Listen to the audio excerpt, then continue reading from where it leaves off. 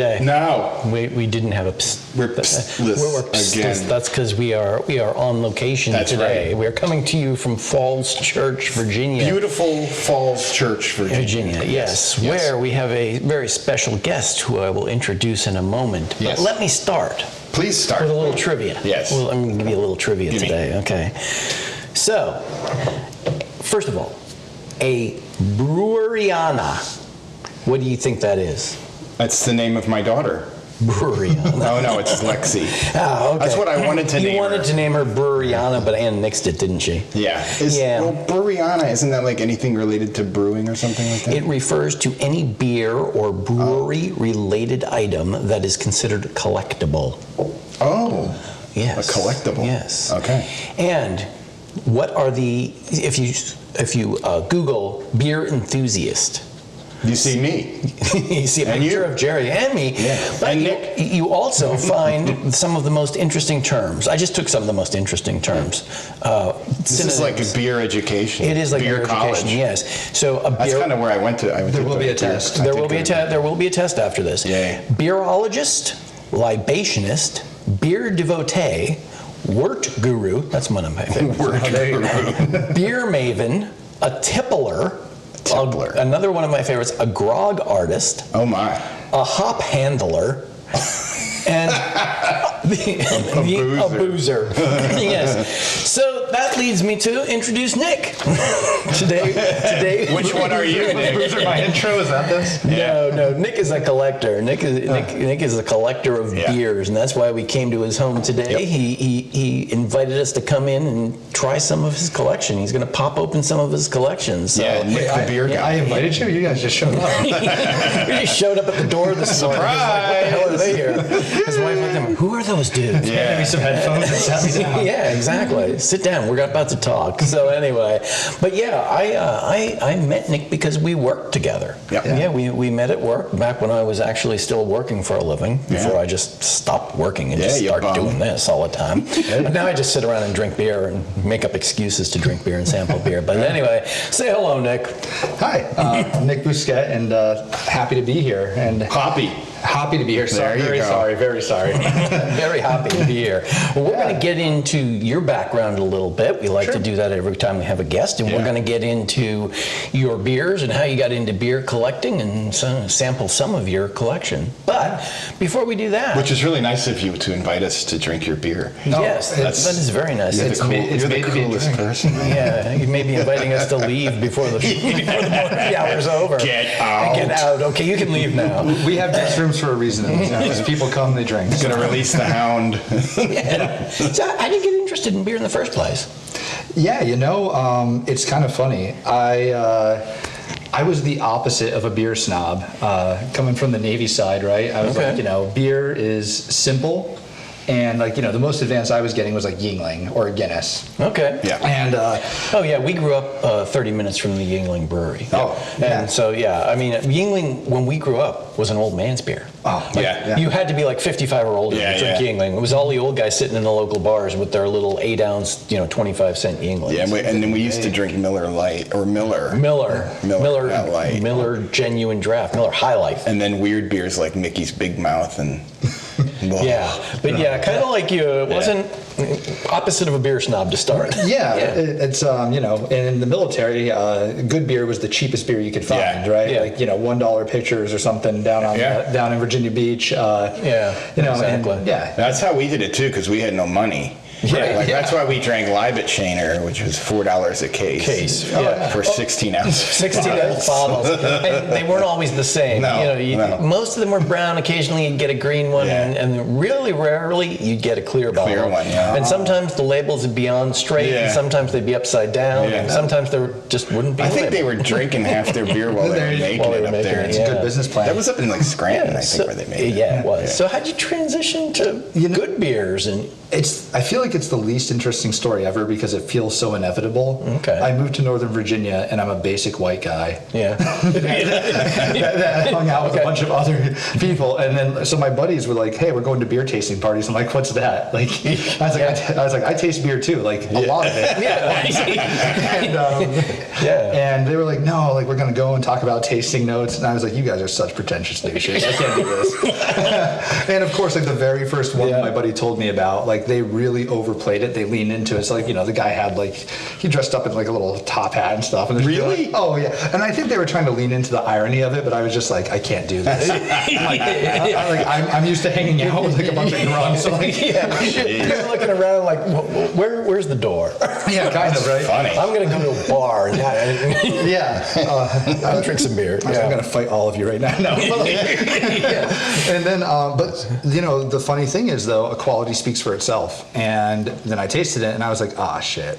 It's really, it's all really good. It is all really good. And I'm like, it's not like, and it just gets to be a thing. And, and then I think there was a part of me that started to really love the diversity, the history, the treasure hunt of it. There's a whole bunch of aspects of it that I think like tell you a lot about people. And and by the forewarning, I'm always a half a beer away from an existential crisis, and the beer is not even necessary for that. But with beer, I think like. You find it's when you enjoy it with people, and you talk about it at a slightly deeper level. You kind of you get a little peek inside of what intrigues people, whether it's the flavor or the history, the collection. And I love that. Exactly. No, that's pretty cool. So you don't want to hang out with George Thorogood because he drinks alone. Oh, there you go. With nobody else. Nobody else. When he drinks alone. He prefers to be by himself. Okay. All right, moving right along. So, just before we get to the first beer, just talk a little bit about your collection. Not intended again. I think what happened was it became a really enjoyable hobby to have with friends. And then I got totally just into some of the beer forums. And a lot of the good stuff, like, you rewind the clock even like 15 years now, and the distributions were so limited on a lot of these things. Right? It's just like, and it was so regionally like divided. So the stuff that you really wanted to try that you heard other people talk about, you had to start trading for. And what happens is when you trade, they're like, well, what do you have in your region? And not that I trade because shipping alcohol across state lines is not allowed. But we always met up halfway through the country and handed them to each other. I don't want to be raided halfway through the ship. Hands up! You've been trading beer across state lines. I know, right? It's the pokey for you. It's the 1920s again. They kick in the door. They got that thing. Grab the battering ram. Grab the beer and run out the back. And I can't survive in jail with that story. What are you in for? Craft beer. I survived 5 minutes. But so I think what happened was it became like the treasure hunt of it was so fun. Because there were some beers that either like you had to travel to get them or trade, or like some of them just had like tradition behind them. Like we were talking downstairs about Bourbon County, and you see I have a lot of that. And that was one like, 15 years ago, if you could find one bar in like a 50-mile area that had a keg, you would drive to try it. And they only released it the morning of Black Friday once a year. And like you'd have to line up at only certain stores got allocation. And so we did that. And like it's kind of like a lot like that with bourbons today. Very much so. Except it was a little bit more communal and like fun. Like you'd wait in line with people. And like everyone, so we did it once, I think, when in Bourbon County was still hard to get. And you sat down, and there was like another like 20, 30 people in line, and everybody brought beers because they knew we'd be waiting for hours. So it became a party. It's like a party. It's like tailgating before. That's kind of cool. That is cool. Exactly. So it's just fun. And now, like, the other fun part was people that thought they didn't like beer would come over, and I'd be like, you think so, but like, have you tried a sour? Have you tried a barrel-aged stout? There's so much out there that's different. It's not all Miller Lite. Well, and that's the funny thing is when we were growing up, there just wasn't much there. I mean, there was nothing. You had imports. But anything of any interest was an import. So we just drank whatever was cheapest. But then we grew up. Well, and came here. Yeah, the first, because we live out in Loudoun County. Yeah. The first brewery that opened in Northern Virginia, the first craft brew was Dominion Brewing. Right. You know, Yep. and we started drinking Dominion beer because it was right down the road. And it was like, barrel hey, stout. wait. Yeah. Now I can't go back. Like I can't go back right. to the, You're ruined. the cheap crap. I mean, Yeah. are you ever going to drink, like a Bud Light again, right? No. It's No, yeah. no, I'll get a glass of water before I'll. Like they say, it's like a canoe, right? Yeah. Like a canoe? Yeah, Bud Light is like a canoe. It's fucking near water. Like sex in a canoe. Sex in a canoe. Sex in a canoe. Yeah. Okay, like sex in a canoe. Okay. Okay. Yeah, sex in a canoe. You can cut that one out. No. Yeah, we'll leave that in. Nope. But you know what? I'm sitting here staring at this I first know. beer on the Yes. table. And it's sweating. It's yeah. It's like me in the back of your car coming here. Yeah. I broke out into a sweat because I was trying to do something on my phone, and we're going through these neighborhoods, and I was like, I need to open a window. I think I'm going to barf. I thought you were You just. can't blame anyone but yourself. I can't actually because I was dumb. I just didn't think it would happen, and all of a sudden I'm like, I thought you were breaking into a sweat because you were getting excited about the beer. well, I was. So, It's like great. So we've asked Nick to break out a few of the beers out of his collection today. His selection for us to try. So tell us about this first one. I'm touching it. Stop fondling the beer. Yeah. So It's Dorothy. It's it's a Dorothy, girl. right? Dorothy is the name of the beer. It is. Yeah.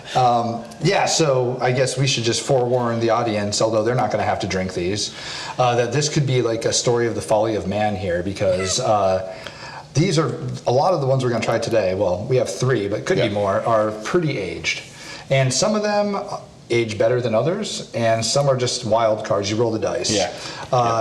But this is a wild fermented pale ale, so the fermentation may have helped it age. Pale ales aren't meant to do it. Yeah. But I wanted to roll the dice mostly because like this brewery in particular has like a special place in my heart. Okay. So the brewery is?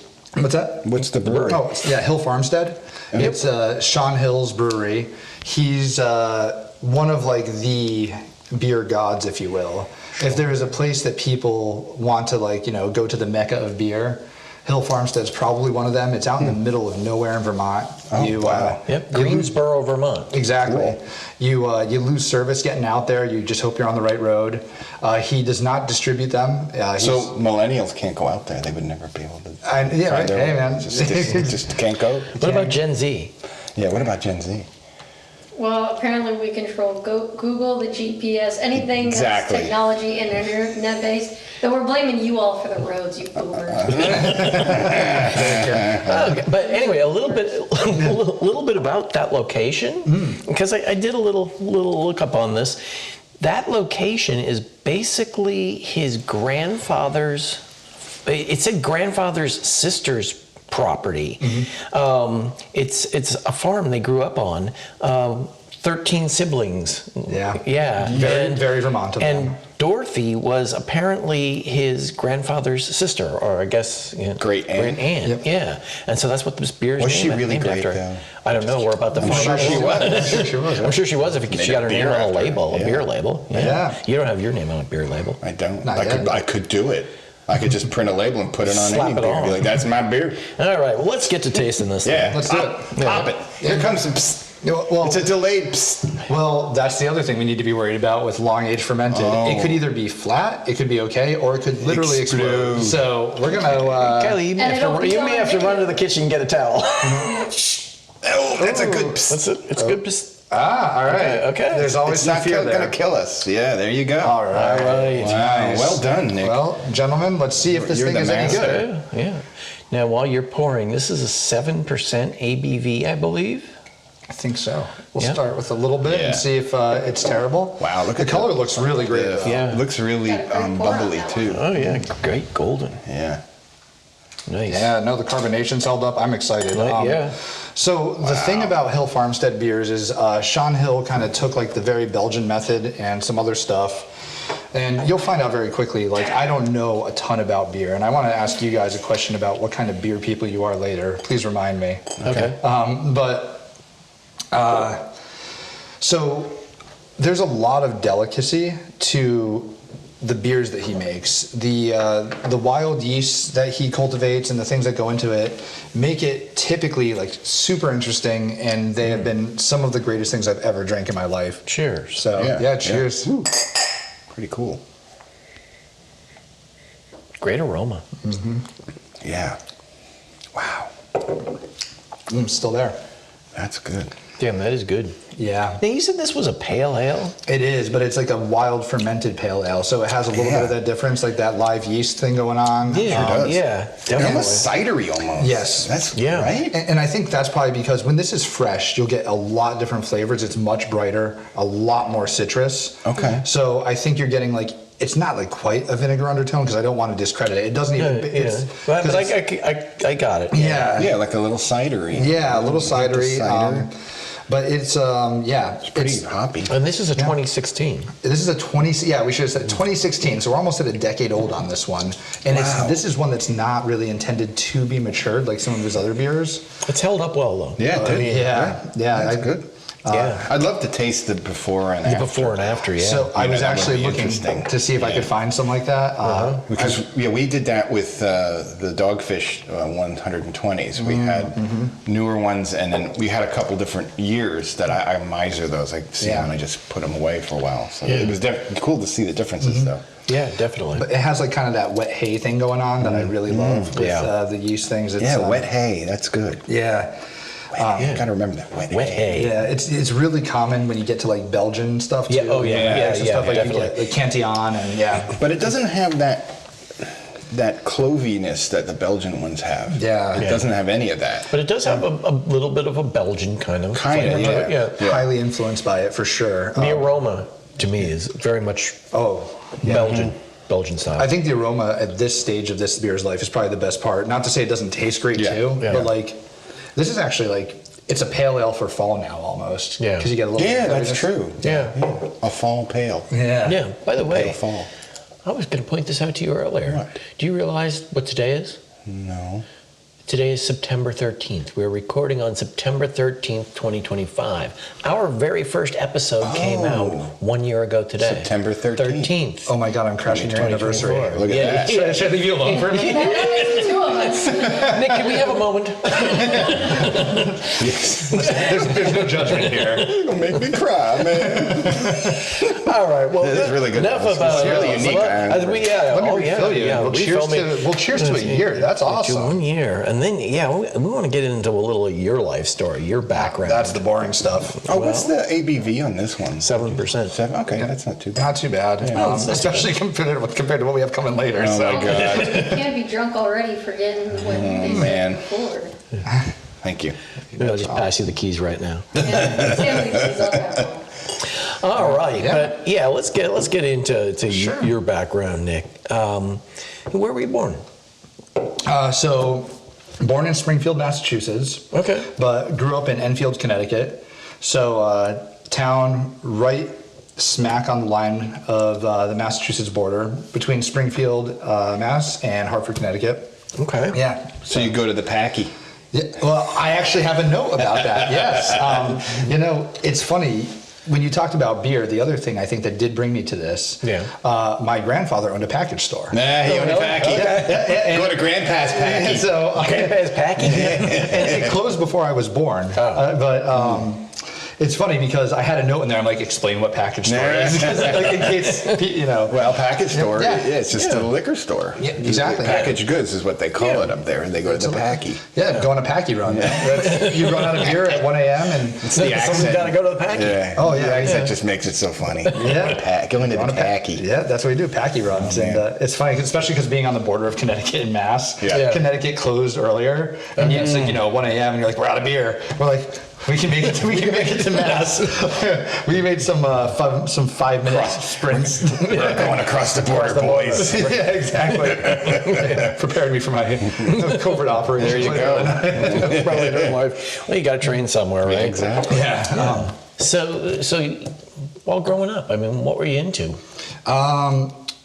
Beer, no. Well, actually, sort of, yeah. You started early. I was born at a very young age.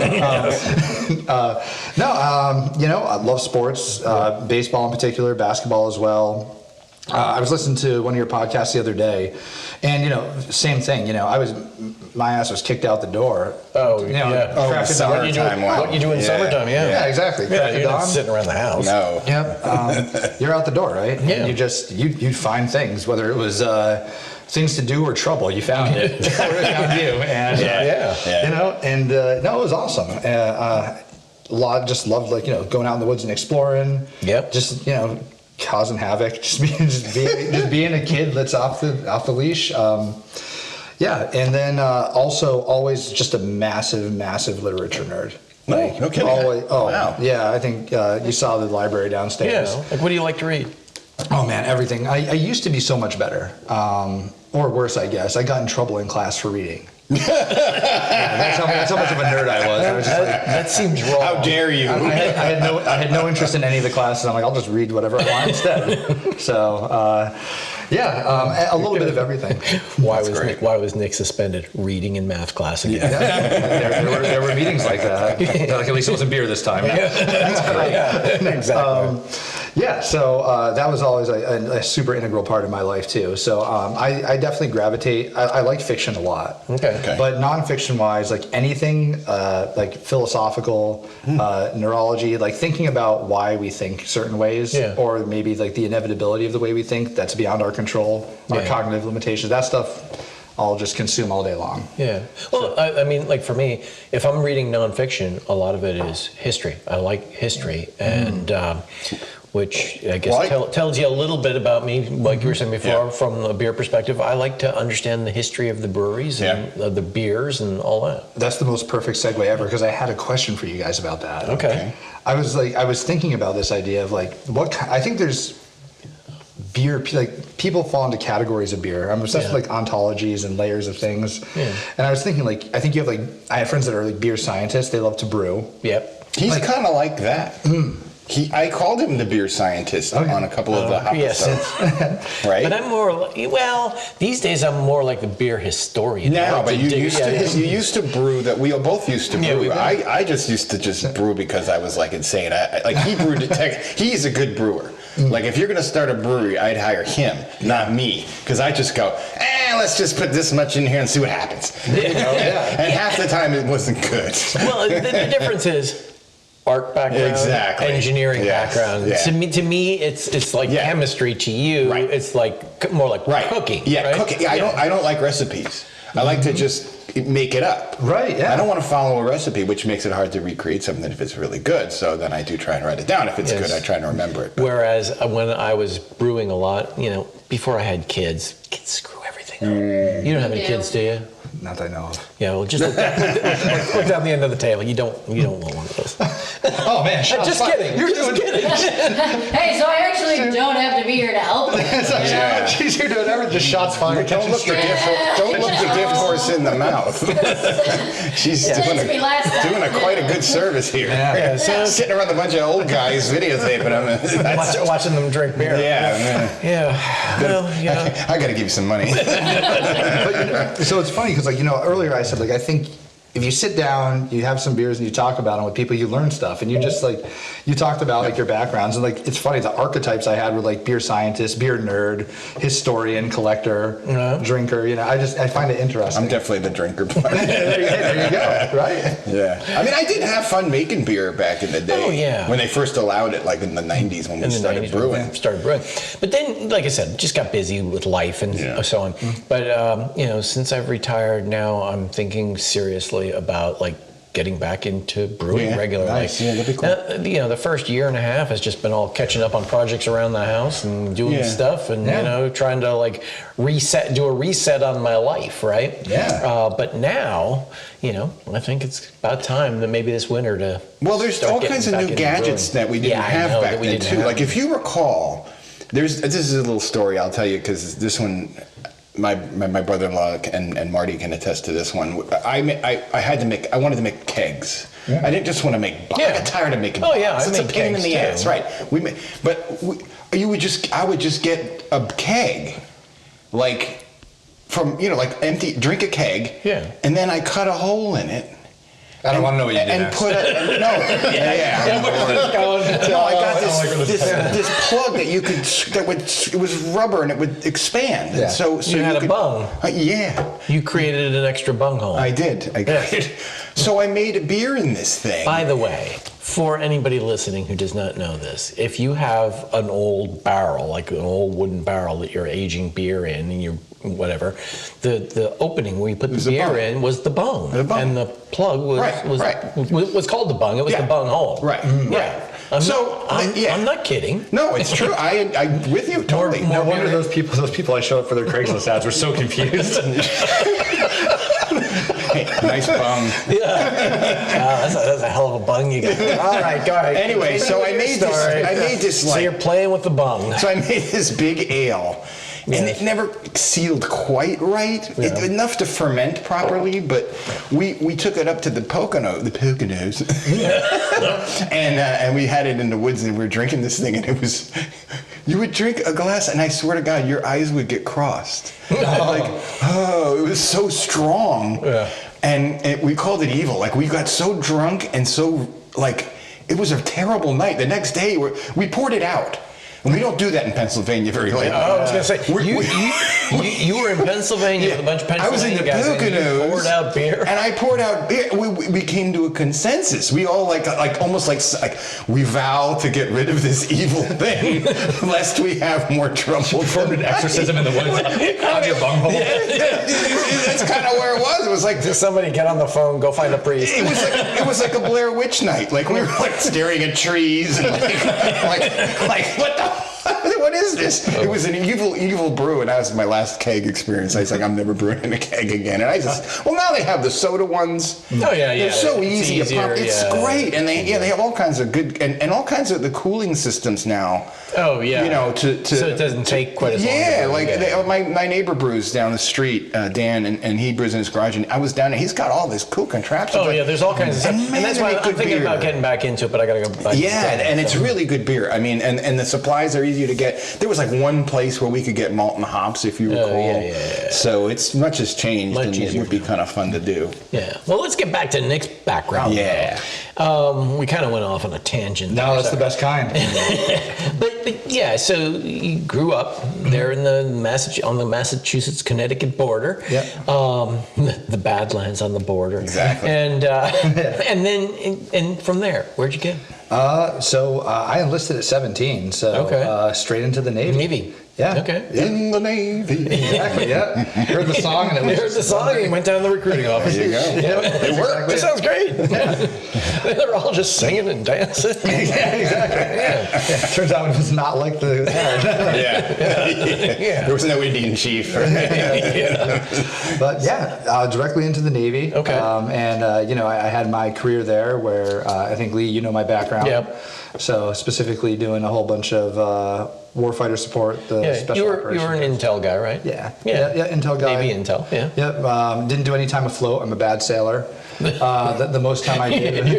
You're a Navy guy who doesn't like the boats. Yeah. Seriously? Yeah. Oh, that's funny. Yeah, I basically vectored into a few different subsets of skills, and it ended up getting me tethered more to the special operations community. Gotcha. And wasn't a whole lot of terrorists in the ocean at the time. Well, there's at least one at the bottom now.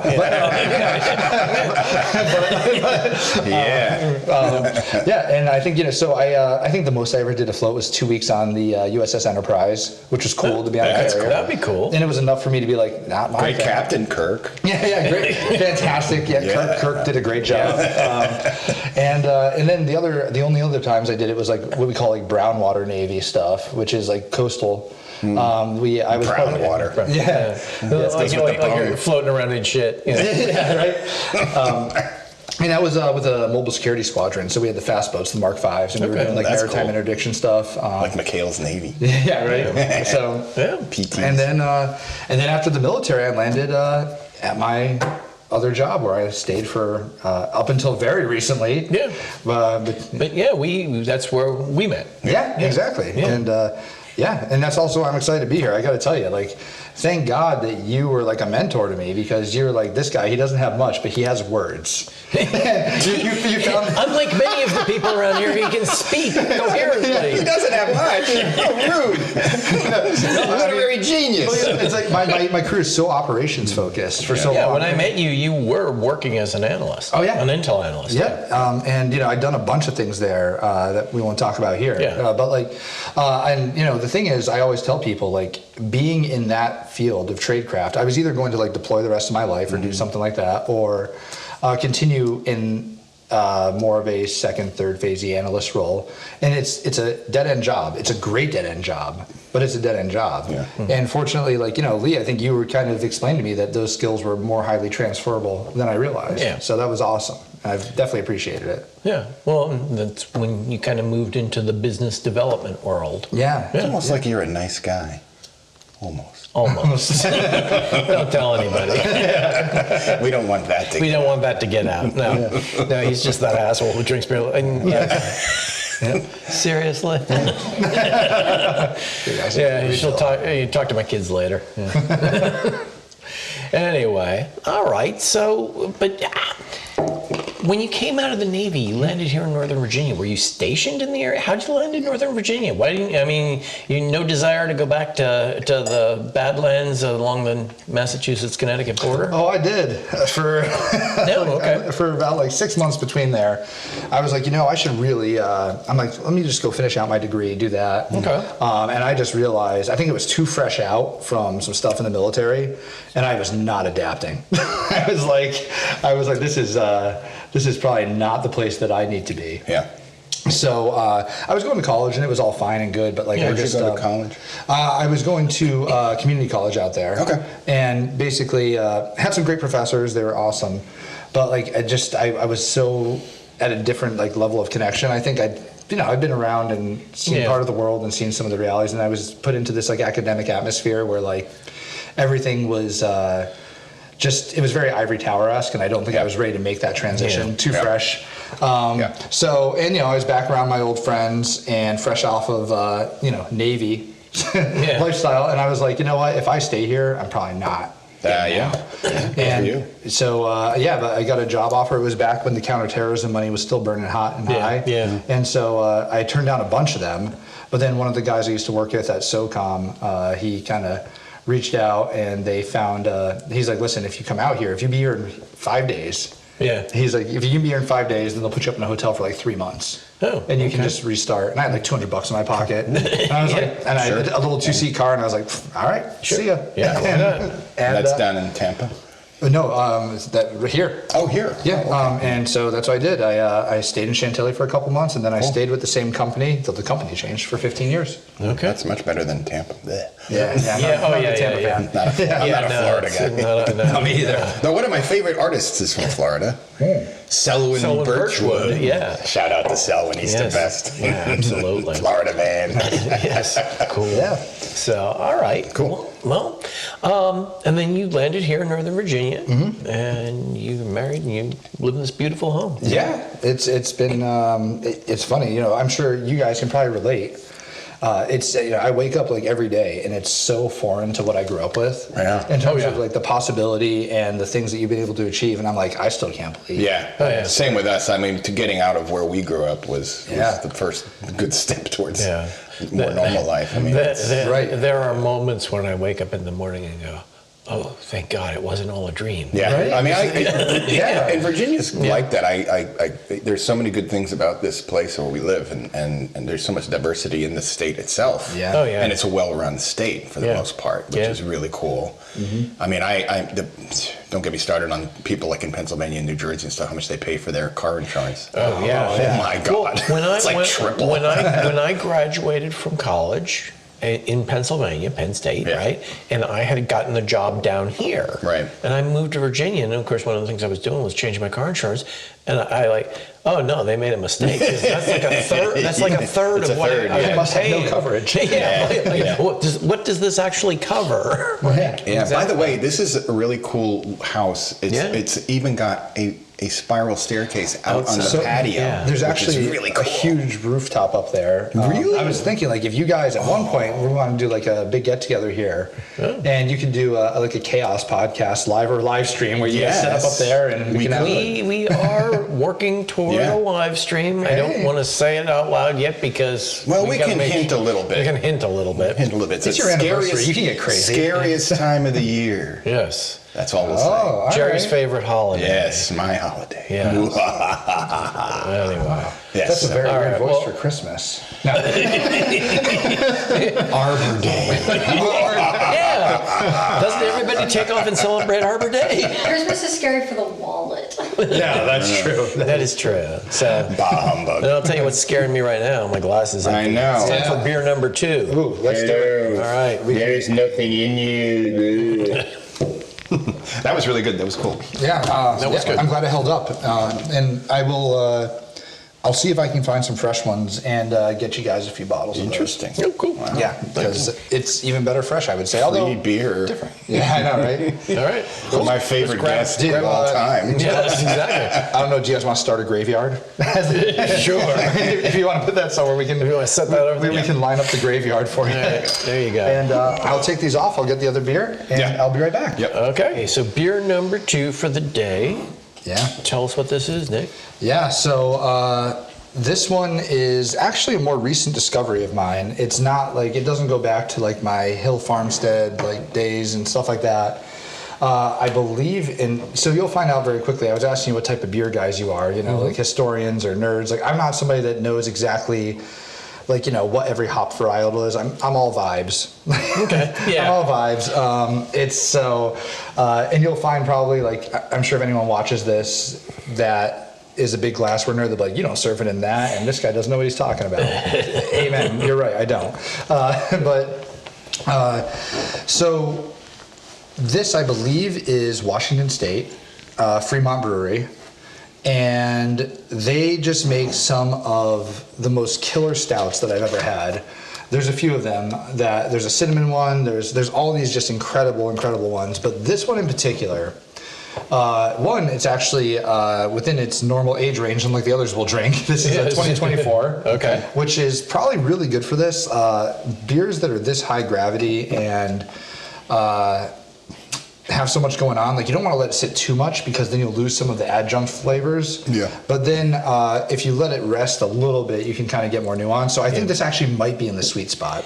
And you are correct. Washington State, Seattle. Yeah. Perfect. And it's bloody. It has a big dripping blood. Yes. Yeah, we and got a to deal. coffin on it. For the first time today, we're gonna have to deal with wax, which Yeah, is always wax. fun. So we're gonna have to cut Okay. it. Yeah, gonna have to cut the wax and stuff. But Seems a shame to ruin such a beautiful thing. right?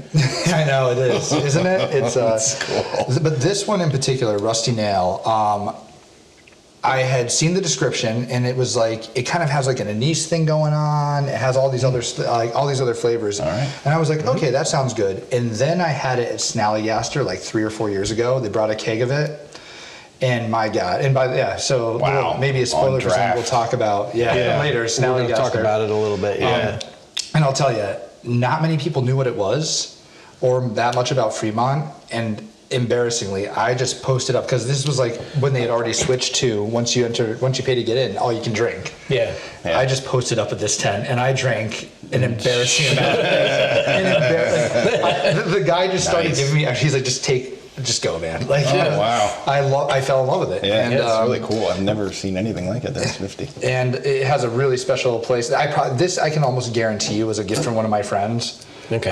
Just because like it has a special place in our hearts because we all were so shocked by how good it was. And the thing you'll find about Snallygaster, and I don't want to get too far ahead of ourselves, is that you go in with these ideas of beers that you want. Mm-hmm. You have your list, but there's always a few that just knock your socks off that you don't expect. Cool. And that was like this beer for us that year. Yeah. It just blew us away. And ever since then, I've just, absolutely love it. And if I can find it, which is rare, I'll take it. If I did not get this as a gift, I almost certainly traded for it.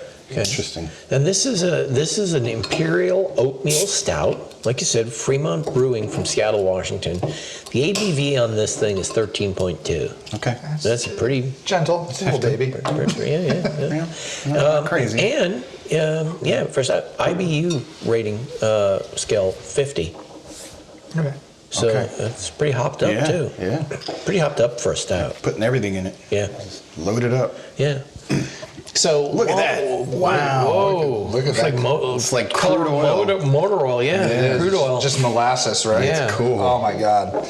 yeah. That's cool. So, while Nick is pouring here, from what I was able to find on this beer, it's brewed with licorice. There you go. That's the anise flavor. Yeah, and smoked barley, and then aged on cinnamon bark. Wow. Dude, it's- take a whiff of that. It's like Now that's the initial like brewing and it's like you're in a conditioning. bakery. So Oh my gosh, it's just that is like you're in Yeah. a bakery. Yeah. So aged on Yeah. cinnamon bark, and then If you want to smell it, because it is Yeah. a different experience. Like they you want to- age it for 15, smells like- 15 months in 12-year-old bourbon barrels. Oh, wow. right? It's like a hint of chocolate. Oh yeah, there's Yeah. chocolate. There's big chocolate notes. Hey, Yeah. cheers, guys. That's Yeah, insane. cheers. To 1 year anniversary. Wow. This is a good Thank one. you. Well, thank you for sharing and breaking this one open and sharing it with us. Man, that is like a cake. Isn't it? Wow. Yeah. What do you got there? What kind of? Oh my flavor? God, everything. Oh man, Like it's still as definitely good as I remember. chocolate, definitely like some cinnamon. It's like a German chocolate cake. Yeah. Yeah, it is. Cinnamon, It's just like- chocolate, cherry. Yeah.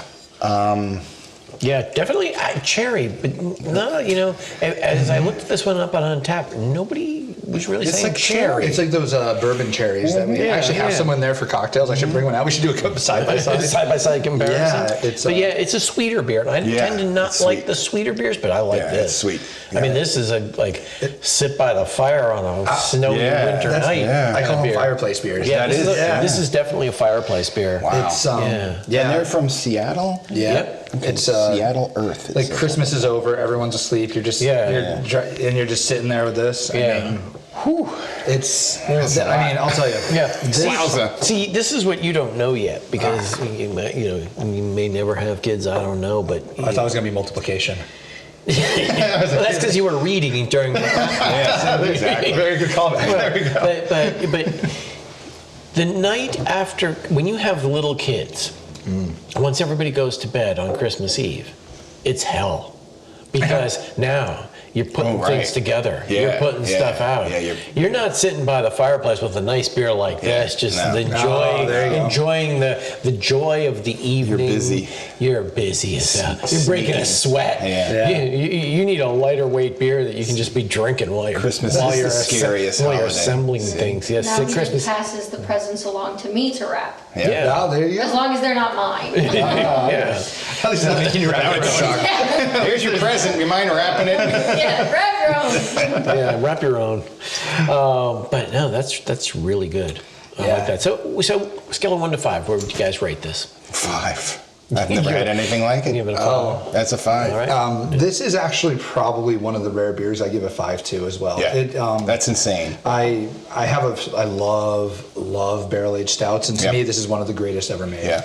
Well, like Dogfish has the worldwide Worldwide stout. stout, yeah. Yeah. But that doesn't No, have the that- flavors. that doesn't I mean, that's a touch good this. stout. It's good stout, and but it it's doesn't touch this. 18%, if I'm not Yeah. mistaken. That's insane. Yeah. But this has got like all this bakery shit going on. Right. This has 9,800 reviews on Untapped. Average review 4.39. Wow. Not bad. Yeah. Yeah. That's up there. Where would you land it? I would put this up close to 5. Yeah. Nice. I put Oh, this right near a 5. what about the this first is one? This is good. Oh, the first one? Yeah, that's so a that's a let's go 4. back to the first I say one. that's a Four. 4. Call out Above a 4. 4.2, I'd say.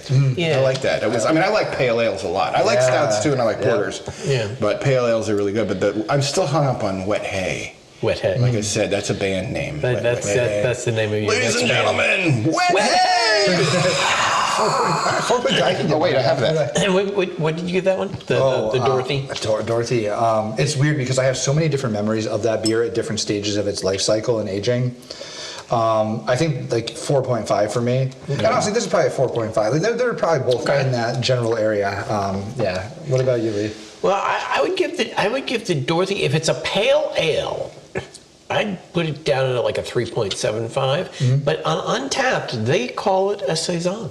It is a saison. It's a saison mixed with a pale ale. Correct. It's a farm beer. Yeah, Yes. it's a very weird. Wet hay. Yeah. So as in I'm gonna keep saying that. that case, I'd put it up closer to a 4. Yeah. Ooh, so that's interesting, by the way. So, like in my mind, I don't like judge them within their own categorization. I You just judge like, them for how you like the vibes. Yeah, Like, you're the mathematical guy. I'm the vibes guy over here. Right. I'm kind of in between. I judge them how I like them, and then I kind of go, well, does it fit that how does it rate in that category? Fair. And is it a good pale ale, or is it, like that's fair. Or like the German beers, I rated them a little lower because I'm not a lager guy. I'm not as fond of lagers as I am of like pale ales, but they were good beers. Good beers, yeah. But I'm just not. This is what I mean. Like, if you talk to people about anything in depth that they love, you find out things like, and I'll get philosophical for a moment, like, because in my mind, I tried to like rate within a certain categorization, and I was like, these are all just demarcation lines we invented, bro. Exactly. I'm like, what does it even matter? Like, what does it matter if it fits a good saison? Is it good or is it not? Yeah, like, true. the ontology's all made up. We can recreate It is. Yeah. Well, it's like the categories of music. I'm a musician, and Right. so I make this electronic music, and there's like 50 different types of electronic music. How do you, like what kind of electronic music is it? Like, I have no fucking idea. I have no clue. There's a zillion categories. You tell me. You listen to it and you tell me what it is, because I have no idea. I just make a music. I don't know what that. Well, so on Untapped, going back to Dorothy, 28,400 reviews, average rating 4.14 on a scale 1 to 5. Wow. Nice. Yeah. So both these pretty highly rated. Interesting. Yeah. All right. It's monstrous. Well, Awesome. let's talk a little bit more about your collection. Oh, sure. Yeah. I mean, we're tried a couple of different kinds of beers here, and we're talking about styles of beer. What's the range of your collection? Do you focus in First one off, area? how many beers do you have right now, approximately? At peak, we were probably sitting on about 800 bottles. And then the goal has been, I mean, sad story is like we just don't drink as much beer as we used to, right? And That's a sad story. Yeah. I know. It's a tragedy worthy of the Greeks. Yes. And and we just we found that we don't drink as much of it, and we really just don't drink that often alone. Yeah. Yeah, right, exactly. Except for George. You need to play some George Thorogood and pop open some beers. If I had my guitar, I would. So the social dynamic is really that, and I think Lee, I've told you before. We were thinking about having like a kill the cellar party, where we just like throw it all like into coolers and stuff, and just be like, guys, like just grab these weird rare bottles, just start cracking them, and just go. So we might do that, and right now it's probably closer, sitting down to like 400 or 500 bottles. Wow, that's still a lot. Yeah. It's too many though. It's far too many. And to answer the earlier part of your question, it's in collecting, so you can't really hold on to IPAs, right? Like they're just gonna. Yeah. Although I was tempted, I will tell you guys. Except the Dogfish 120s. Yeah, exactly. And those are. I know they're technically IPAs, but what even are they, right? Yeah, right. Sorry. No, you're fine. It's so. I was tempted. I will say to. Have you guys had Heady Topper? It was like the original Holy Grail beer out of Vermont. No. Yeah, the Alchemist Heady Topper. I have not had it, but I have heard of it. So, okay, I wasn't sure if you'd had it, and that's why I did not want to do this, because it was like, they literally are the archetype of New England style IPA. And then Which you I had, love. Oh, yeah. I love New England IPA. And so like then you had like the tree houses and the trilliums and all these are the derivatives, right? But like Heady Topper was the beer. It was the #1 rated beer in the world. It still may be on like Beer Advocate forever, decades. Like it was the thing. But I have one IPA that I've had from them that's like over 10 years old. I was like, you know what? Like, why not? See what happens. I've never opened it. I almost thought about doing it with you guys, but if you haven't had real Heady Topper, I'm sure it'll be atrocious now. Maybe, But well, that brings me. I have a Thomas Hardy from 1991. Oh, nice. I don't know. Maybe we'll do that on New Year's or something for a New Year's show. We'll pop that one open and just taste that one and see what it is. I mean, I've been holding on to it forever. Yeah. And it's one of the, not one of the little ones, it's one of the bigger ones. Oh, cool. It's one of the bigger Thomas Hardys. So they're supposed to do well on the bottle, and I've had several of them, and they're good. I think the oldest one I have down there right now is from 1998. It is a Russian Imperial Stout. Oh my! So that could be interesting. Yeah. But again, I've diverted us several times. But What's your most prized beer? Is it the Heady Topper one? Would you say that's no? That's more of just a joke. Oh, I don't know. It sounded kind of serious to me. No. Most of the collection that is kept tends to be like the rule of thumb that I have usually is like either it has to be like a wild fermented ale or a lambic or something that is like intended to age in the bottle or at least preserve. Yeah. And those stay fairly stable. So like, Belgian lambics, the Cantillons of the world, the Driefonteins, all those, love that. Or it has to have enough of the alcohol base to hold it up. So like typically 12% or above. So it's a lot of like barrel-aged stouts and a lot of sours in the cellar. My favorite beer though, most prized, I don't know. I think I've drank the ones that I love the most. We have one Good bottle. for you. Yeah, well, they're meant to be drank, right? I mean, right now, what would you say was the one that you really kind of would really look that you are jonesing to drink? Oh, jonesing to drink. Like right now. Let's think. Apart from these. Yeah, right. Yeah, I know. I tried to grab stuff that would just be fun to drink. There's one bottle I have left of the original release of Bourbon County Vanilla Rye. And that bottle is like, that original recipe's gone. It'll never come back. Yeah. I live in fear that it's just falling off every day. We had two of them. Got lucky in a trade because the people will pay like $500, $600, $700 for those bottles now. Yeah, it's my buddy won one in a lottery. That was I'll have to remember the name of the beer, but people pay like $1,000 to $2,000 for this little bottle. Wow. It's not as bad as bourbon though. Some of these bourbon bottles are ridiculous. Oh, they have all these lotteries for them. Well, we got some of those hanging around too, if you guys want to. But no, I will tell you. Actually, there is a beer that sticks in my mind more than any other. I'll never have it again. They've never made it again. Treehouse, which is arguably one of the best brewers in the world, if not the. And they're known for their IPAs, but they never canned it or bottled it. You had to get growlers of it. It was a beer called Good Morning. And it was a stout aged with maple syrup. And it was the great, I was so lucky because they released it twice ever. Once, and then and that became like the highest rated beer in the world almost immediately. Wow. People lost their minds, but it was gone instantly. And then I had a buddy in Connecticut that was coming to drive down to see me, and he called me, and he's not a beer guy. Yeah. And he's like, hey, I'm over here, because back at Treehouse in the day, you used to line up in the morning and hope you got, whatever they had, you got. Yeah. They wouldn't tell you what it was going to be. And he was like, hey, I'm here. That's funny. Oh, it was amazing. Yeah. It was so cool. And I love that stuff, right? Like, you're like on a treasure hunt. Yeah. So he called me. He's like, I'm at the brewery. Like, you got to go fast because they yelled. They were like, he's like, I got to order. And he ran off the list. He's like, okay, here's all the cans they have. And I'm like, okay, I want that. He's like, and they have this one other thing. He's like, it's some stout called Good Morning. I was like, fuck you. I literally, I was like, oh, it's very funny. He's like, I don't even know what that is, dude. I'm like, they don't have that. Like, they made it once, he's like, no, they have it.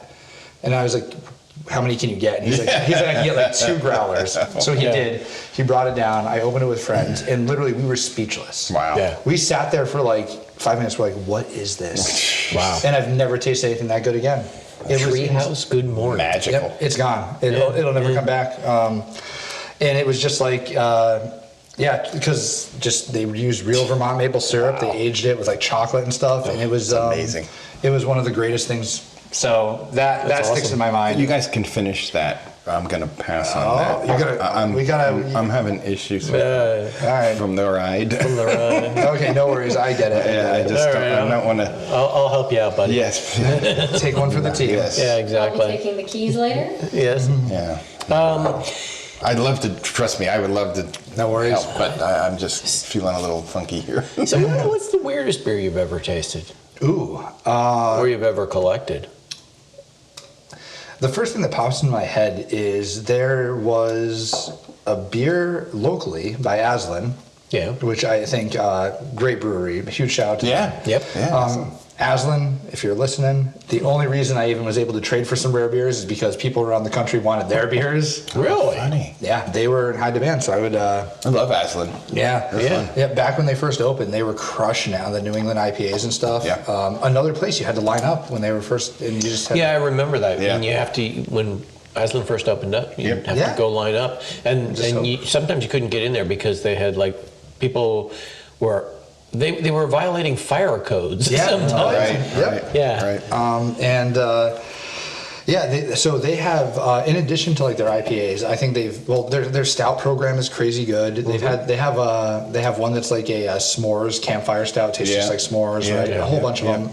But there's one they made with algae, and it was a sour that was like bluish green. Oh my. And it was delicious. What was it called? I will find out for you. Okay, I was gonna say I missed that one. Yeah, and it actually, so funny enough, some people that we used to work with, and I don't think they'll mind being shouted out here, but like Ravi and Mina, right? Yeah. And they had never had sour beers. We were at a bar, and I'm like, "Oh, guys, you got to try this." And they were like, "I just saw them the other day." Okay. And they're like, "Nick, what was that beer?" Wow. They were asking wow. still. Oh, okay. That's cool. Yeah, they were, and I was like, "Yeah, I don't know, man. If it comes out again, I'll let you know." Yeah. But yeah, the blue algae beer, it was so good. That is very cool. That is very cool. All right. All right. Well, we're getting almost the time for beer number 3. Yep. Yeah, well, All we saw a right. lot of that. We can set this aside. Let's set that aside. It's hefty. Yeah, it's hefty. But let's get to number 3 and check this out. Yeah, let's do it. All right. All right. So what's our next one here, Nick? Yeah. Yeah. So I'm kind of taking you guys down. Like, I really wanted to bring stuff out that was special, right? Yeah. And special to me, not necessarily. We always. appreciate that. Yeah. Oh, always. I mean, that's what this is all about. If this hobby's about anything, it's about connecting, right? Absolutely. So, one, like this bottle is just so whimsical looking. I love it so much. It's Look like at the top. I know, right? Oh yeah, it's It's like Rugrats.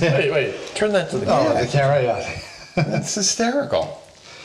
But like even the shape of the bottle, it's like Yeah. what is this? Like elves making this and Lord of the Rings? Like, It looks like you get like a lambic, like one of the framboise. Right, exactly. You know? It kind of looks like Well, that. Yeah. you're on the right track already. Okay. So Austin, Texas based, Jester King.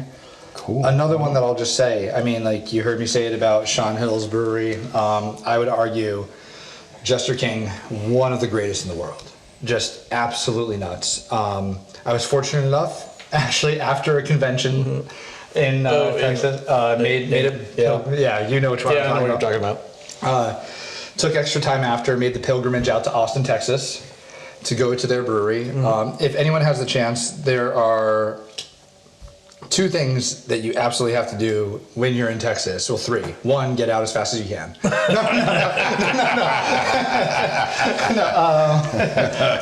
Shots fired at all my Texan friends from the military. Yeah. Joking, not joking. Well, it's hot. I mean, oh my God, it's hot. Yeah, I don't like hot. I like cool. it was definitely the weather I was talking about. Yeah. Oh yeah. not other climates. No.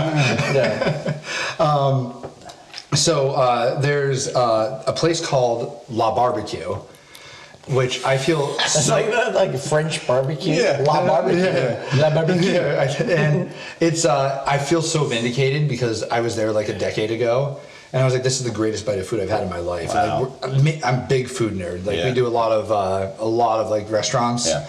And I had a bite of the brisket, and I was like, this is the greatest thing I've ever tasted in my life. Brisket. It was insane. And they're the first barbecue place to have a Michelin star. Whoa. So cool. Okay. So Wow. proud of them. Like amazing. That's Amazing. cool. But the other thing that you should do if you're in that area is visit Jester King. Yeah. Not just because they make some of the best beers in the world, but because it's so gorgeous. Yeah.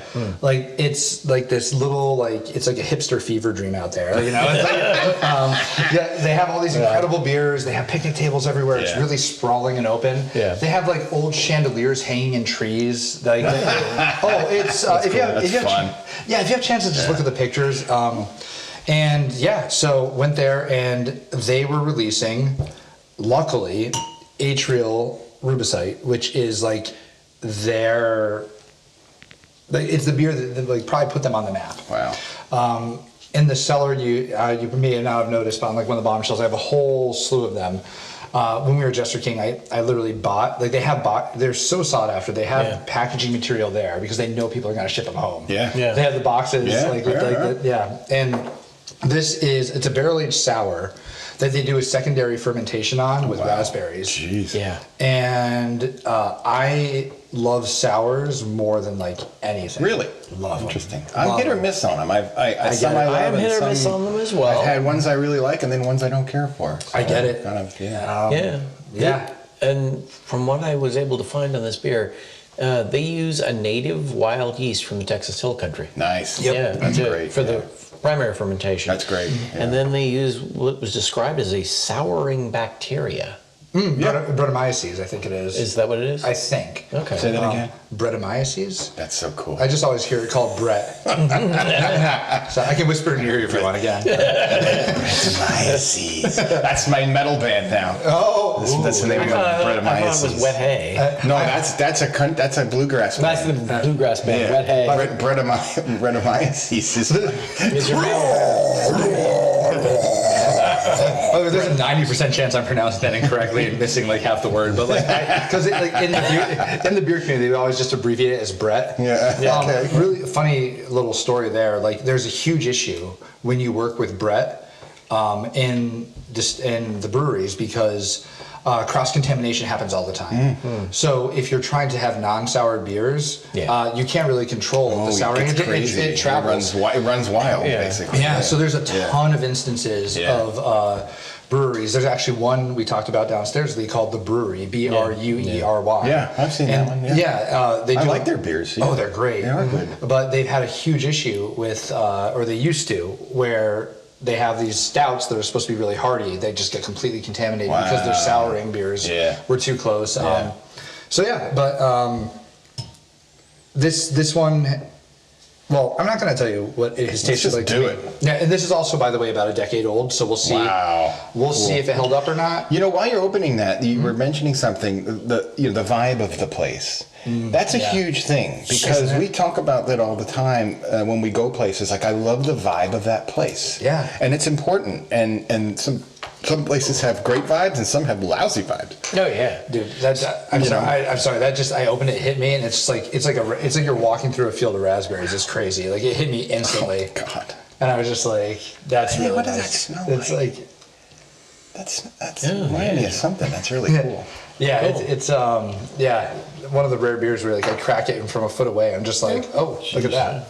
That's cool. So let's see. I really hope this held up because, man, it's something special. And it's And the year on this one is, this was the, 10 you said years. 2017? 2017. Okay, so we're at 8 years on this one. then. Okay. I can math. See, You can math. I can math every now and then. Wow, that's, you know what it almost looks like to me? The coloring of it? What's that? It almost looks like cheer wine. Oh, cheer wine. There you go. Yeah. Yeah, check that out. That's wild. Cheers Yeah. again, guys. Yeah. Wow. Let's see. I hope it holds. Let's see. That's delicious. That is good. That's not bad at all. That's delicious. Yeah, I'm not a sour guy and I like that. Oh, that's good. It's tart. It's tart, Very tart. but Not sweet at all, because a lot of sours, oddly, a lot of sours tend to have a lot of sugar in them. Yeah, see, Yeah. You know, this does not. This has got that raspberry bite, yep, it does. and it's definitely raspberry, sour, tart. Yeah. Rhubarb.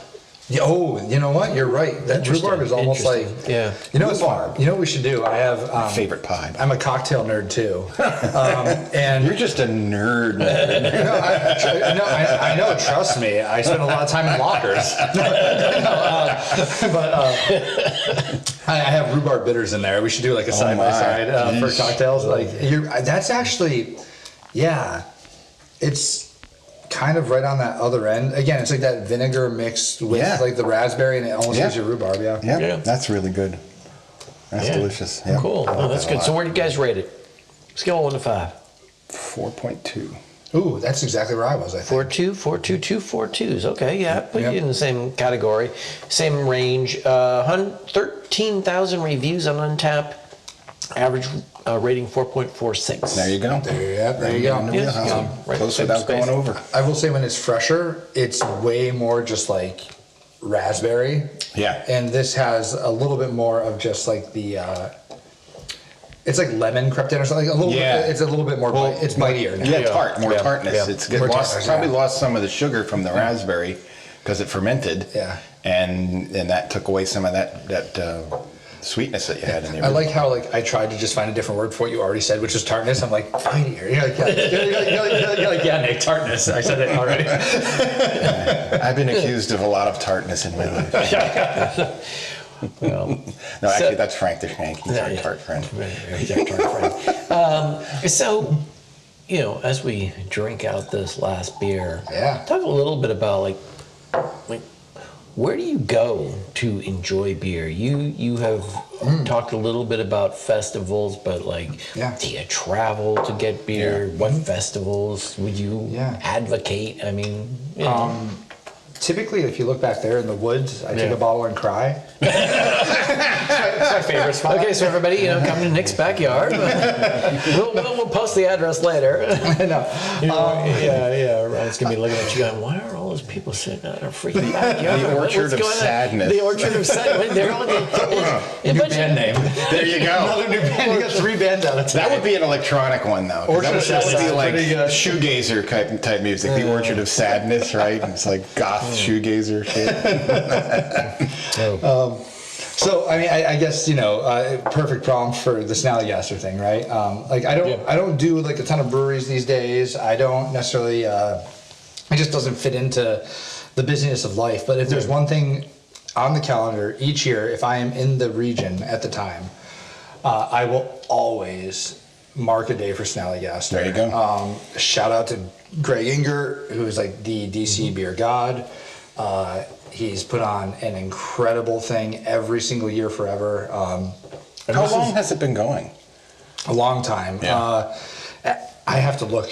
It's I was going to it, and I was not even like one of the earliest adopters when it was over back at Union Market in DC, where they used the parking lot there. Yeah. I was there, and now they shut down like near the Capitol building. They shut down blocks. Yeah, they shut down two streets. Oh, actually. it's huge, Wow. huge, Cool. and it's and the thing is, his connections and the respect people have for him within the beer community means that he gets things brought there that you will never find again. Wow. So if you have a chance to do another one where you want to go like do a deep dive on Belgian beers, have you been to the Sovereign in Georgetown? No. Oh God, it is insane. Write that down.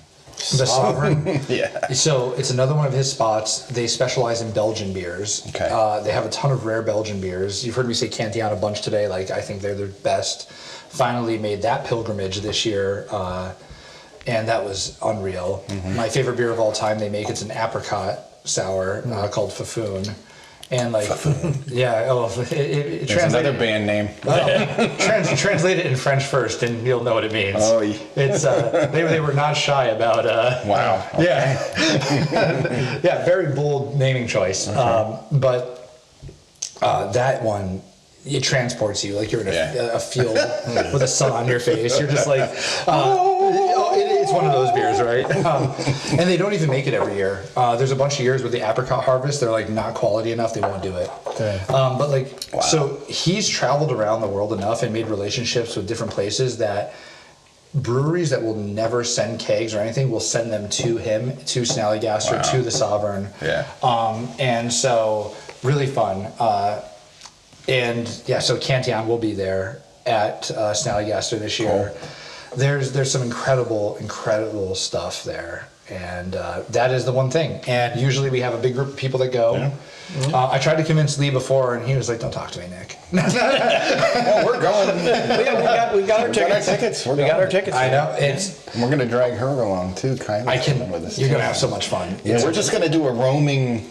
Like we're gonna have the wireless mics on, and then I'm gonna have like a mic where we can interview people and talk to people. We're just gonna roam. So around. we'll I'm sure we'll run into We'll you. find you. Yeah. oh, yeah. Actually, you should just hang out with us. We should. Seriously, we have You can guide us. Yeah, actually. you can guide it. You can service. Because I'll have enough mics for all of us. You That's true. let me know. We have a great group of people that go. Oh, that'd be cool. Some of them, like we talked about, like the archetypes of beers, beer people. Yeah. Like my buddy Alex is there. He's a huge beer guy. His brother is going to be there, and he's a beer nerd, right? Yeah. Like he's going to be like, oh, they use this specific kind of yeast, blah blah blah. So, I like that. and it's fun. So I will say, like, my advice for Snallygaster, you get the VIP tickets. We did.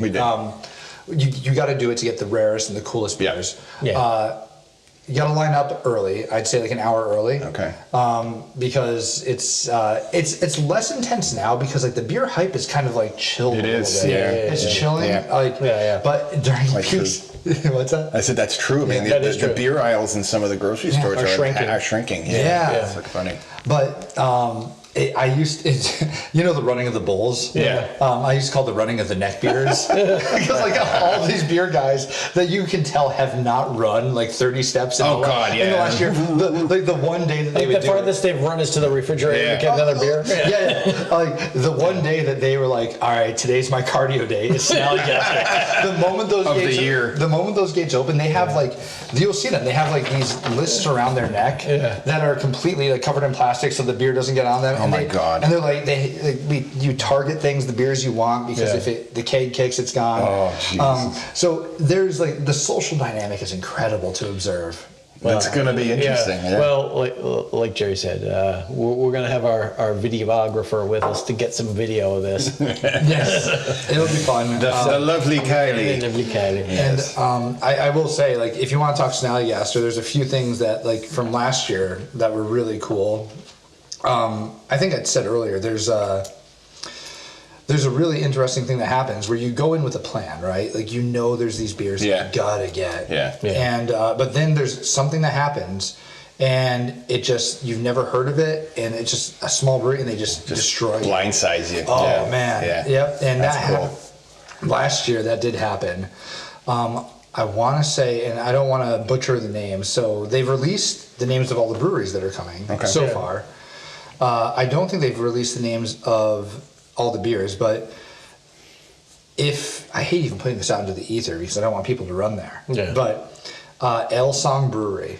Never. Ale Song. Ale song. Like, Yep. my mail. They came with some beers last year that were insane, and I just was walking by, and I was like, you know what, what's really cool is, like, you know, you have the beers you want to get, but like as you're waiting, if there's too long of a line, you're like, well, there's 70 other stands, I'll just, hey, fill me up. Yeah. It's a problem, right? Yeah. And I did that with Ale Song. Doesn't sound like much of a problem. No. Yeah. The perfect problem. Yeah, I need problems like this. It's a good problem to have. And they had both of them. They had a stout that was like better than that. It blew it out of the water. Wow. And then there was another one that was like a mix of a sour and like a wine aged beer. I think it was called Fuzzy Mittens, which is adorable. Okay. And it was like, it tastes like a mulled wine inside of a beer. Wow. It was wild, but I mean, you can see this is just a list of breweries, Jeez Louise. and each of them will bring multiple. Look at that. Yeah. Wow. And this is October 11th. 11th, I think. Yeah. In DC. Yep. Cool. Yeah, cool. We'll be there. Yeah, we will definitely be there. So we will definitely see. I'll get in touch with you ahead of it. I'm excited to see what you guys do there. It's going to be. So there will be some nerding out and game planning. Like we'll usually do, like, because they release a map because it's so sprawling. I think that's the most fascinating part of this. That I didn't know that there's all this nerding out of the beer and people running of the bulls kind of thing. Just sounds really funny. So I'm looking forward to kind of documenting this and putting it out. That'll be a hoot, actually. Yeah, it'll be quite interesting. All right. Well, hey, Nick, thanks a lot. I mean, while we finish this beer, appreciate you hosting us here in your beautiful home. Sharing these great beers with us, these really unique, cool beers. Thank Robin for putting up with us, your wife, for allowing us to invade. And this was great. Your collection is impressive. And this was awesome. Well, hey, cheers to you guys. I'm loving the podcast. So, yeah. All right. Hey, like us, share us, check us out. We're out there on all the platforms.